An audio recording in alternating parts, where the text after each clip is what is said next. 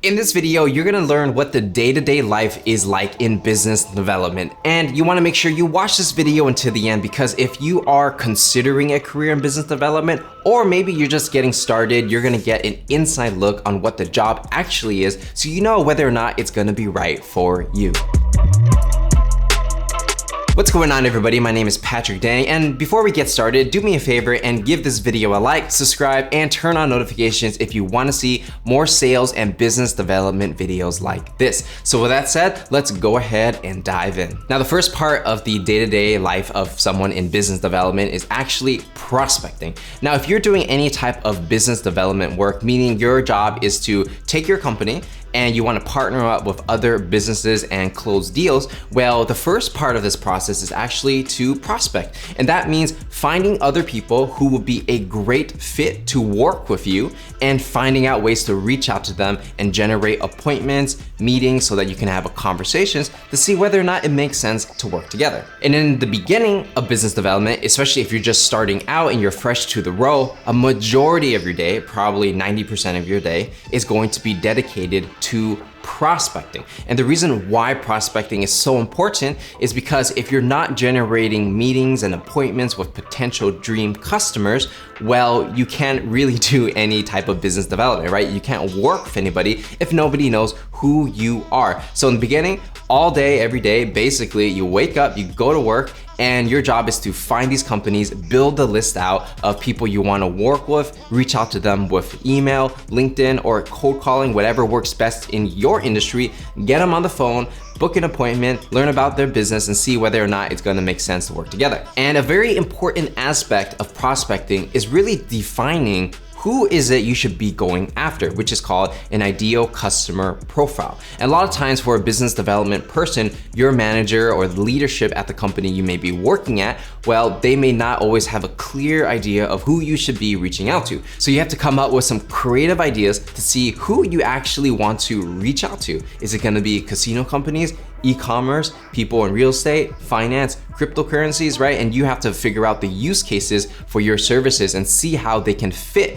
into these industries. So even though you might be a new person working a new business development role, you still have to think very creatively. You can't always be told what to do. You have to come up with great ideas on who exactly you can sign up and work with to expand your business. But as you generate more meetings and you have an idea of who you want to work with, the next step after the process is to fulfill on these business development meetings. All right, so whether you're generating leads outbound, meaning you're doing cold email, LinkedIn, or cold calling, or if the company you're working at has some type of marketing mechanism where they're generating inbound leads and you kind of, the leads come in and you're the one that talks to the potential customer on the phone, either outbound, inbound, it's your job as a business development person to qualify the prospect to see whether or not it's a good fit to work together. Essentially, business development meetings are very similar to sales meetings. And generally what happens on these business development meetings is you want to learn more about the prospect, see what their challenges are, see what they're trying to do and what their aspirations are, and understand what are the things that are blocking them from getting them to where they want to go. And so from a business development perspective, your job is to identify whether or not if they work with you, can they achieve the goals that they already want to achieve, and can you help them remove the blockers? Now, there's many different flavors of business development, from small, medium business all the way to working with enterprise. So let's say you're working at a tech company and it's your job to, sign up all these restaurants and retail stores to use your software.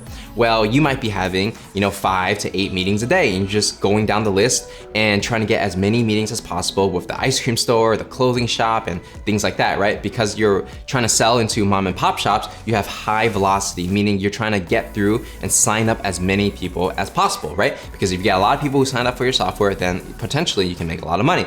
Now, when you're doing more enterprise deals, you may not be doing 8 meetings every single day. You might be just doing 1 new meeting a day, and that's considered a lot because when you're doing enterprise, just closing 1 deal makes a significant impact on the business, and I'll go ahead and give you an example of that. So let's say you were a business development person working at Square. And for those of you who may not be familiar with Square, Square is basically a point of sale system, meaning it's like, retail stores, clothing stores, and stuff like that. If somebody wants to pay using a debit card or credit card, basically they would connect that to something like an iPad or iPhone, and you can swipe the card, and then basically the software that's on the iPad, which is Square, will take care of the rest in terms of, doing the transaction, getting the payment, sending it to your bank account, and all that stuff, right? So basically, if you want to buy something, you're using Square to process the payment. And so if you live in, let's say, America, where Square is quite popular, well, you kind of see it in like, places where they sell food or retail stores, and they also have software over here, right? So they have the Square Reader, they have the thing that prints out the receipt, card reader again, or it might look like this, where it's like an iPad, and then you kind of swipe the card over here. So again, you might have seen this already, and there are different competitors to Square that do pretty much the same thing. And for reasons, a lot of people are using Square because it's clean, it looks good, and the software does work. And I remember when I was running a pop-up ice cream shop, at one point in my career, I was using Square to collect payments as well. So it basically looks something like this, right? So you can be, selling flowers and stuff like that and using Square. So basically any type of retail store where they need a point of sale system, selling food, flowers, whatever the case is, Square is a good fit. Now, if you're doing business development on the enterprise level, right? And you're working at Square and your job is to connect with, let's say, large restaurant franchises, well, this might be a good example. So let's go ahead and dive into a case study of a business development example with Square and Shake Shack and the agency Fuse. So Shake Shack essentially sells these burgers, chicken, hamburgers, and they have, I think, 200 or 300 locations across the world, and I think primarily in North America. And it's a big franchise, right? They sell a lot of hamburgers every single day, and they have hundreds of different franchises. So with what's going on right now, there's like social distancing and things like that. Shake Shack basically has a way for people to come into the store and they order on basically, I'm not sure if it's iPad or some kind of tablet. So basically what they want to do is create a self-serve way for customers to order on these tablets. And basically they order over here, they go over here and they pick up their order. So why is this good for Shake Shack? Well, people can just come in and they don't have to like wait in a long line and wait for a cashier to ring them up and write down their order. Why not just let the customers do it themselves, right? Because it's the same process essentially. And then they pay and then they go to the front, pick up their order, and it's done. And you don't have to have a lot of human contact. You just gotta press the buttons on the iPad, get your order, and you can leave. And for this example, to make it all possible, Shake Shack had to work with an agency to basically make this all a reality. And they also have to work with Square, who basically operates the software side of things to handle the point of sale system and integrate that payment transaction into the rest of their software. So why is this considered business development? Well, if you're a Shake Shack, right? Even though this sounds very simple, it's just like a place where you order, it's actually very complex process, right? So basically there's business development people on all sides, Shake Shack, Fuse, and Square.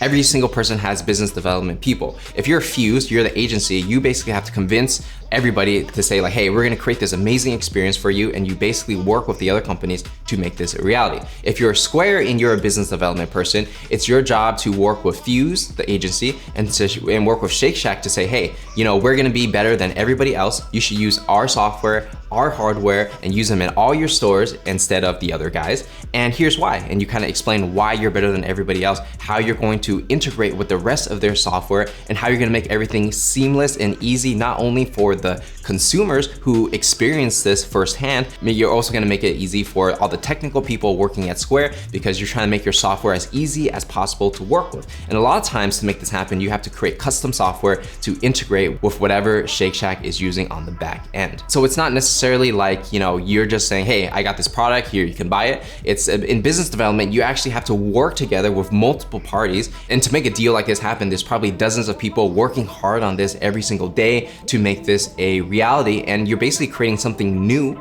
based on what you have. You're working together to create something new and to create a better end experience for the consumer. And why would Square dedicate so much resources to making this happen? Well, Shake Shack has about like 270 locations around the world, right? So if they are successful in creating this type of experience, self-serve experience using Square products in one store, well, why don't they just take that experience and expand it to all the other stores across North America and all over the world? So suddenly, if Shake Shack is using Square and Square is getting a percentage of every single sale that goes through the point of sale system, well, Square is very incentivized to get as many of these Square systems in every single retail store so that they just collect more revenue. So one deal with Shake Shack, right? If they expand, let's say if they're using Square for, all the payments in all the stores, all 270 of them around the world, well, that's a huge number and huge revenue every single year for Square. So it's worth it to do this kind of business development deal, because in the end, when you talk about the long-term value of Shake Shack, it could be a 7-figure deal.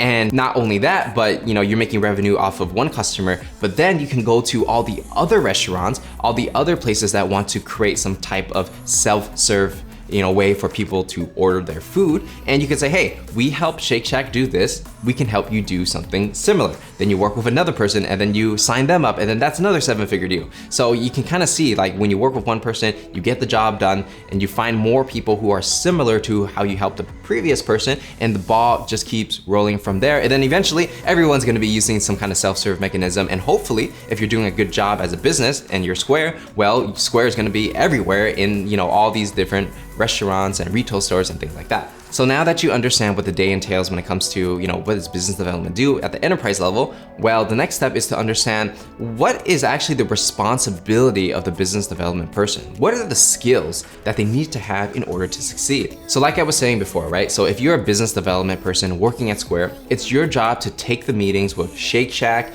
and Fuse. Beginning of the process, it's your job to listen to what exactly they want and to see if you can create a custom solution to help them achieve their goals, right? It's understanding their problems, having empathy, and showing that you can be a solutions to those pains and make those pains go away. You also have to have presentation skills, pitching skills, because you're trying to demonstrate that they should use Square versus any other competitor on the market. Because essentially there's a lot of other people that do something similar, but why should you choose one company versus another? And it's the business development person's job to separate themselves from the pack and show why their company is different and show why their company is better. So as a business development person, it's your job to be on the phone, meet the client in person, build trust and rapport, bring in any technical people to help answer technical questions, right, that you can answer yourself. And you're basically that go-to point.